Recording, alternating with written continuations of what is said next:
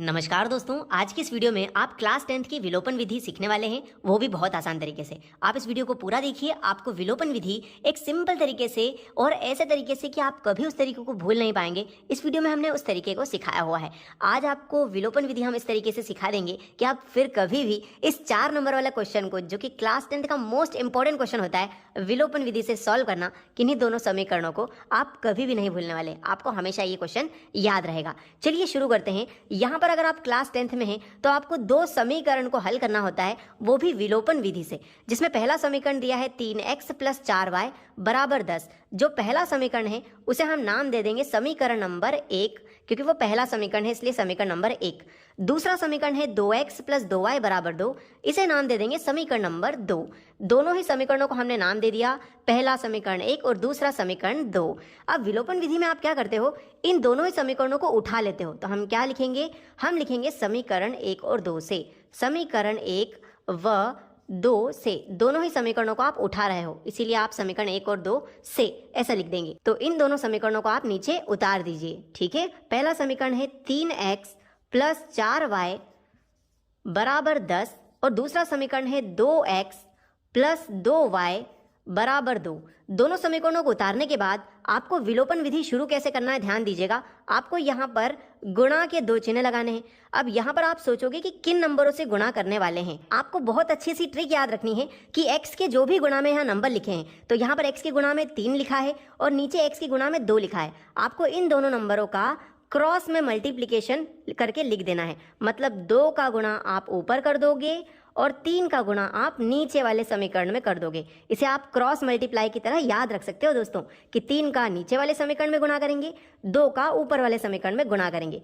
चलिए अब दोनों का गुणा कर देते हैं। इस 2 का गुणा पूरे समीकरण में करते हैं। आइए कैसे देखते हैं ध्यान से। 2 का 3 में गुणा कर दो, 2 तिया 6, तो यहाँ 6 आ गया, लेकिन साथ में x भी था तो x लगा देते हैं। प्लस है तो प्लस लगा दिया। अब 2 का गुणा 4 में कर दो, 2 चौके हो जाएगा 8 और साथ में y भी था तो y लगा दिया। बराबर है तो हमने बराबर वैसा का वैसा ही लिख दिया है। 2 का गुणा आप 10 में करेंगे, 2 धाम हो जाता है 20। अब आपने इस 2 का गुणा इस पूरे समीकरण में कर दिया है। अब उसी प्रकार इस 3 का गुणा भी नीचे वाले समीकरण में कर दो। चलिए करते हैं। 3 का गुणा 2 में करेंगे, 3 दूनी 6 हो जाएगा, लेकिन साथ में x भी था तो आप x भी लिख दीजिए। अब 3 का गुणा 2 में करेंगे तो फिर से 3 दूनी 6 हो जाएगा और साथ में यहाँ y भी था तो y एज इट इज आ जाएगा। बराबर है तो हमने यहाँ बराबर लगा दिया है। अब क्या बचा है, 3 का गुणा 2 में करेंगे, 3 दूनी 6। लीजिए दोस्तों, विलोपन विधि हम क्यों करते हैं, ताकि हम x के जो भी गुणा में नंबर है उन्हें बराबर कर देते हैं। तो यहाँ पर देखिए, x के गुणा में यहाँ भी 6 है, x के गुणा में यहाँ भी 6 है, मतलब आपने x के गुणांकों को बराबर कर दिया। जैसे ही गुणांक बराबर हो जाते हैं आपको सभी चिन्हों को बदल देना है, यानी आप दोनों समीकरणों को घटा लेते हैं। तो यहाँ लिख देते हैं घटाने पर।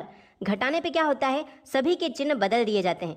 प्लस का 6x है तो ये पलट के माइनस का हो जाएगा, प्लस का 6y है तो ये भी बदल के माइनस का 6y हो जाएगा, यहाँ पे प्लस का 6 है तो ये भी माइनस का हो जाएगा। आइए अब इनको सॉल्व कर लेते हैं। प्लस का 6 और माइनस का 6 तो कट जाएंगे, क्योंकि आप जानते हो प्लस माइनस होता है माइनस। 6x में से 6x गए तो 0x बचेगा, मतलब कुछ भी नहीं बचने वाला। आगे बढ़ेंगे। प्लस माइनस, ये नीचे वाले चिन्ह का बहुत अच्छे से ध्यान रखना, क्योंकि नीचे वाला चिन्ह ही आपका पर्सनल चिन्ह हो गया है। अब प्लस माइनस होता है माइनस, यानी आपको घटाना है। 8y में से 6y चले गए तो कितने y बचेंगे, 2y बचेंगे। बराबर 20 और माइनस का 6, मतलब 20 में से 6 गए तो कितने बचेंगे, यहाँ पर बचेंगे 14। अब आपको यहाँ से y का वैल्यू दोस्तों निकाल लेना है। यहाँ पर y की गुणा में 2 लिखा है, बराबर के उधर वो भाग में चला जाएगा, तो क्या आ जाएगा, y = 14/2। जो गुणा में 2 था वो भाग में उतर आया। ठीक है, 2 एकम 2, 2 सती 14। बधाई हो, आपका y का वैल्यू निकल के आ गया दोस्तों। y का मान हमारा आया है 7। कितना आया है, y = 7। आपका एक वेरिएबल यानी एक चर का वैल्यू आ गया है आपके सामने।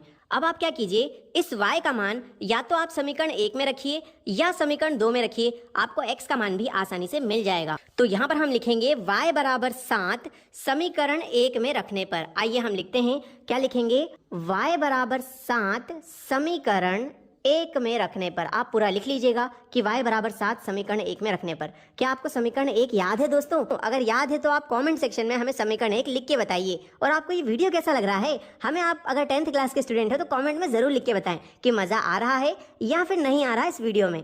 तो यहाँ पर y बराबर 7 समीकरण 1 में रखना है। पहले समीकरण 1 ढूंढो कहाँ है, ये रहा, जो कि है 3x + 4y बराबर 10। तो यहाँ लिख लेते हैं 3x + 4y बराबर 10।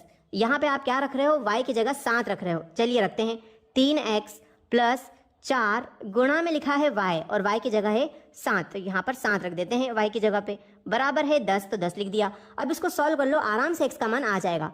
3x + 4 का 7 में गुणा करो, 4 × 7 = 28 हो जाएगा दोस्तों, बराबर में लिखा है 10। अब देखिए यहाँ लिखा है 3x, तो हम लिख देते हैं 3x, बराबर में चल रहा है 10। अब ये प्लस का 28 है, बराबर के उधर गया तो माइनस का 28 हो जाएगा दोस्तों। 3x तो एज इट इज रहेगा।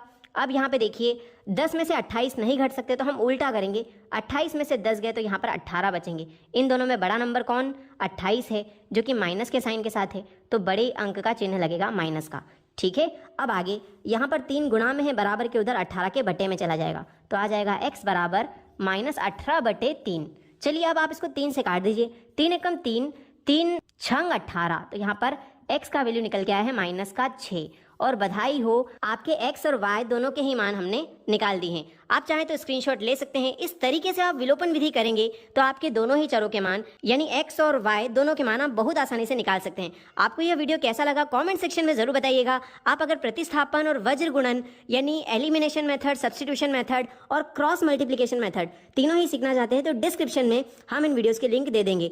2 चर वाले रैखिक समीकरण हल करने के लिए सारे के सारे क्वेश्चन हम डिस्क्रिप्शन में डाल देते हैं दोस्तों। थैंक यू सो मच आपका वीडियो देखने के